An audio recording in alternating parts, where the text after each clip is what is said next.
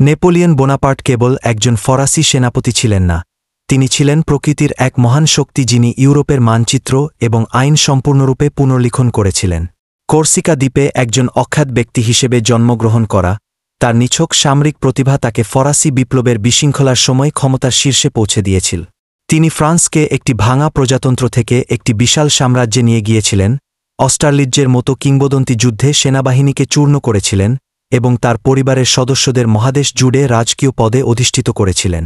কিন্তু তার উত্তরাধিকার কেবল যুদ্ধ সম্পর্কে নয়, তিনি ফ্রান্সকে নেপোলিয়নিক কোড দিয়েছিলেন, একটি উজ্জ্বল, মানসম্মত আইনের শেড যা আজও বিশ্বব্যাপী আইনি ব্যবস্থাকে প্রভাবিত করে। অতুলনীয় কৌশলগত প্রতিভা এবং রূপান্তরকারী নাগরিক সংস্কারের এই সমন্বয়ই ইতিহাসের সবচেয়ে আকর্ষণীয় এবং বিতর্কিত ব্যক্তিত্বদের মধ্যে একটি হিসাবে তার স্থানকে সুদৃঢ় করে, একটি অমোচনীয় চিহ্ন রেখে যায় যা রাশিয়ান স্টেপস থেকে ফরাসি আদালত পর্যন্ত প্রতিধ্বনিত হয়।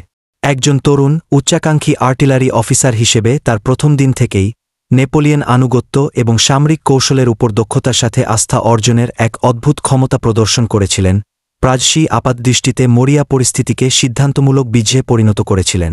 তার চোখ ছিল আগুনের মতো, তার আদেশ ছিল বজ্রের মতো। উদাহরণস্বরূপ, তার ইতালীয় অভিযান ছিল গতি এবং প্রতারণার এক অসাধারণ উদাহরণ, যেখানে তিনি বারবার বৃহত্তর অস্ট্রিয়ান সেনাবাহিনীকে বিদ্যুদ্রুত কৌশলের মাধ্যমে পরাজিত করেছিলেন। যুদ্ধের প্রতি তার বিপ্লবী দৃষ্টিভঙ্গি প্রদর্শন করেছিলেন, যা দ্রুত গতিবিধি, শক্তির ঘনত্ব এবং বিস্ময়ের উপাদানকে অগ্রাধিকার দিয়েছিল। এই প্রাথমিক সাফল্য কেবল একজন সামরিক প্রতিভা হিসেবে তার খ্যাতি দৃঢ় করেনি, বরং তাকে ব্রুমায়ারের অভ্যুত্থান পরিচালনার জন্য প্রয়োজনীয় রাজনৈতিক মূলধনও দিয়েছিল, যা কার্যকরভাবে ফরাসি বিপ্লবের অবসান ঘটায় এবং তাকে প্রথম কনসাল হিসেবে ক্ষমতায় নিয়ে আসে।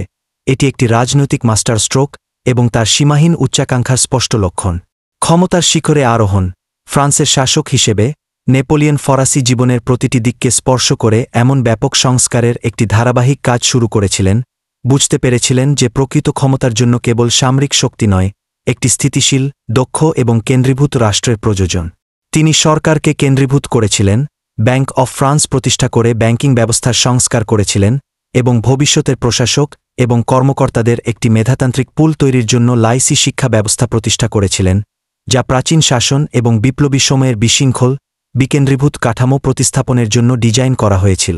তবে তার সবচেয়ে স্থায়ী কৃতিত্ব হল নেপোলিয়নিক কোড বা কোড সিভিল ডেস ফ্রাসেইস, একটি বিস্তৃত আইনি কাঠামো যা সামন্ততান্ত্রিক সুযোগ সুবিধাগুলি বাতিল করেছিল, ধর্মীয় স্বাধীনতা নিশ্চিত করেছিল এবং সমস্ত পুরুষ নাগরিকের জন্য আইনের সামনে সমতার নীতি প্রতিষ্ঠা করেছিল। এই দলিলটি তার স্পষ্টতা এবং কাঠামোতে এতটাই বিপ্লবী ছিল যে এটি সম্পূর্ণ বা আংশিকভাবে বিশ্বের কয়েক ডজন দেশ, বেলজিয়াম এবং স্পেন থেকে কিউবেক এবং লুইসিয়ানা পর্যন্ত গৃহীত হয়েছিল এবং এর প্রভাব এখনও ইউরোপ, ল্যাটিন আমেরিকা এবং এমনকি মধ্যপ্রাচ্যের কিছু অংশের আইনি ব্যবস্থায় দেখা যায়, যা তাকে একজন আইন প্রণেতা করে তোলে যার প্রভাব জাস্টিনিয়ানের প্রতিদ্বন্দ্বী। কিন্তু নেপোলিয়নের উচ্চাকাঙ্ক্ষার কোনো সীমা ছিল না। 1804 সালে প্রথম কনসাল থেকে সম্রাট পদে তার রূপান্তর ছিল এক নাটকীয় মুহূর্ত। তিনি পোপের হাত থেকে মুকুট কেড়ে নিয়ে নিজের মাথায় অর্পণের মাধ্যমে কেবল ফ্রান্স শাসন করার জন্যই নয়, বরং ইউরোপে আধিপত্য বিস্তারের জন্যও তার আকাঙ্ক্ষার ইঙ্গিত দিয়েছিলেন। এই দৃষ্টিভঙ্গি তিনি পরবর্তী দশক ধরে নিরলস সামরিক অভিযানের মাধ্যমে অনুসরণ করেছিলেন। তার শীর্ষে তার সাম্রাজ্য, প্রথম ফরাসি সাম্রাজ্য, আটলান্টিকের তীর থেকে পোল্যান্ডের সমভূমি পর্যন্ত বিস্তৃত ছিল এবং তার ভাই এবং মার্শালরা স্পেন, ইতালি, ওয়েস্টফালিয়া এবং নেপলসের সিংহাসনে বসেছিলেন। কার্যকরভাবে তিনি একটি ফরাসি অধ্যুষিত মহাদেশীয় ব্যবস্থা তৈরি করেছিলেন, যা তার সর্বশ্রেষ্ঠ প্রতিদ্বন্দ্বী গ্রেট ব্রিটেনকে বিচ্ছিন্ন করার জন্য ডিজাইন করা হয়েছিল, একটি রাজনৈতিক ও অর্থনৈতিক কৌশল যা মহাদেশীয় অবরোধ নামে পরিচিত। মহাদেশীয় অবরোধের অন্ধকার দিক। এই অবরোধ ছিল একটি বিশাল অর্থনৈতিক যুদ্ধ।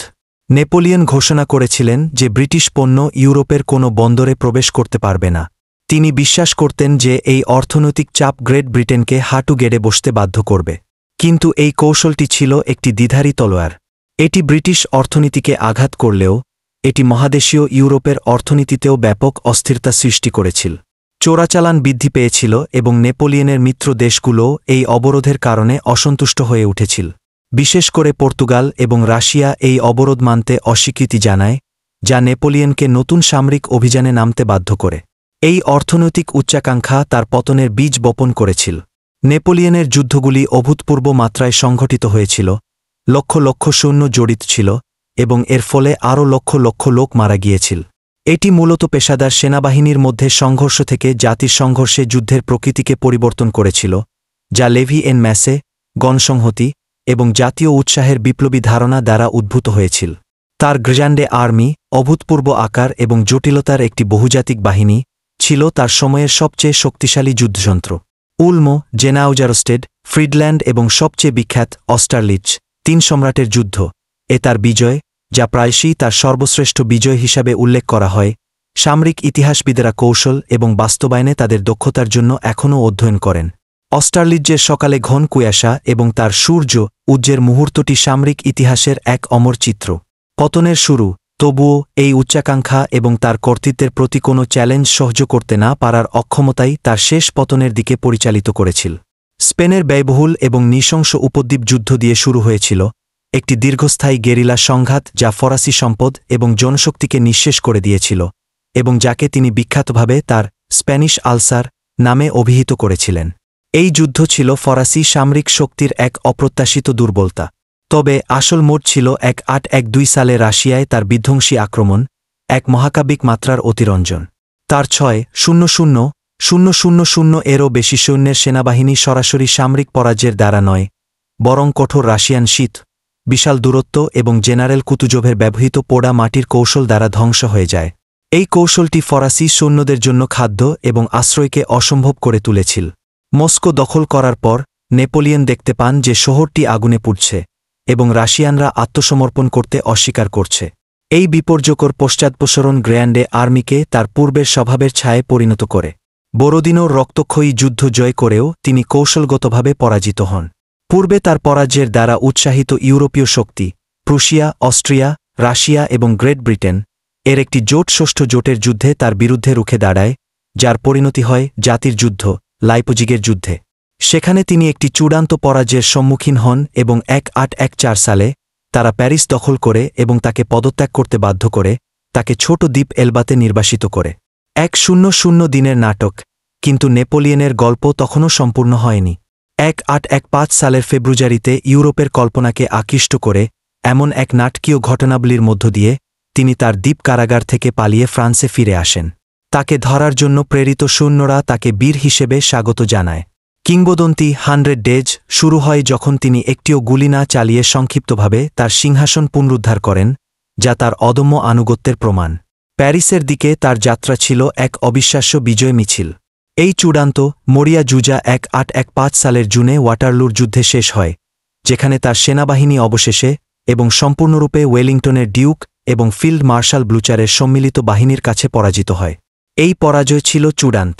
এর ফলে তিনি দ্বিতীয় এবং চূড়ান্ত পদত্যাগ করেন এবং দক্ষিণ আটলান্টিকের প্রত্যন্ত দ্বীপ সেন্ট হেলেনায় নির্বাসিত হন, যেখানে তিনি তার জীবনের শেষ 6 বছর তার স্মৃতিকথা লেখা এবং তার নিজস্ব কিংবদন্তির আখ্যান রচনা করতে ব্যয় করেন। তিনি সেখানে একাকিত্ব এবং ব্রিটিশদের নজরদারির মধ্যে বন্দী জীবন যাপন করেন।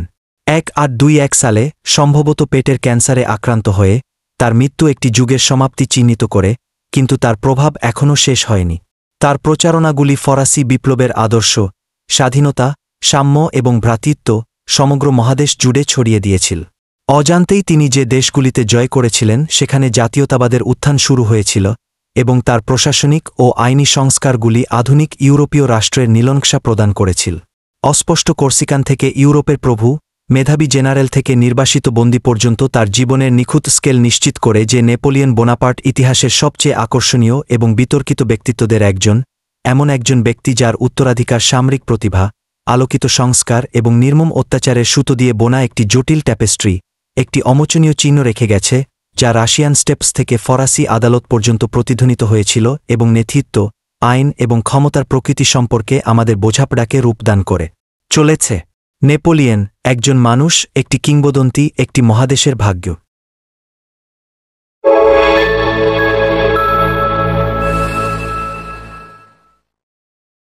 247travelers.com